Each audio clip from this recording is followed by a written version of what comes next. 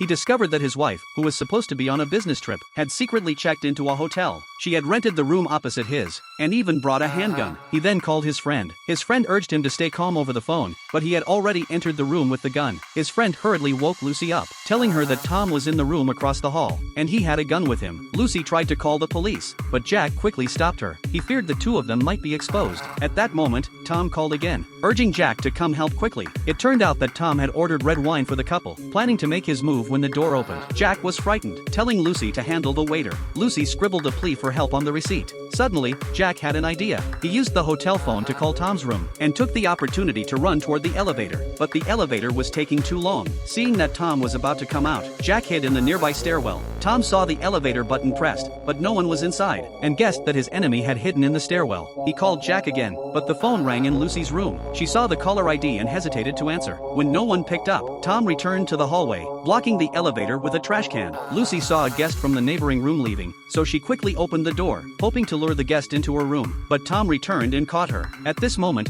Jack was hiding in the car. Tom mistook the guest for a third party, and pulled out his phone to call his friend. Lucy stepped forward to stop him, but the gun accidentally went off. Jack heard the gunshot and rushed back. He tried calling to check the situation, but his phone was left in the room. He had no choice but to go back and find Tom. When he saw the bloodstains on Tom, his legs went weak from shock. Downstairs, the guests heard the gunshot, and had already called the police. Tom wanted to kill the guest, because the entire room was covered in their fingerprints, but Jack knew the fingerprints didn't belong to the guest. Tom, in a panic, handed the gun to Jack, asking him to help silence the evidence. Of course, Jack refused, tucking the gun into his waistband. After calming down, Tom regretted his actions. Not only had he accidentally killed his wife, but he had almost dragged his friend into it as well. Jack saw the phone left behind, and quickly sat down next to Tom. He kicked the phone under the bed. After some persuasion, Tom was ready to turn himself in, but he didn't want to drag Jack into it. He took back the handgun, wiped the fingerprints off, and said he would clean up any trace Jack had left behind. He went out to find tools. The moment Tom left, Jack quickly secured the gun, and hurriedly retrieved the phone from under the bed. He saw Tom's voicemail. It turned out that after accidentally killing his wife, Tom had panicked and immediately called Jack,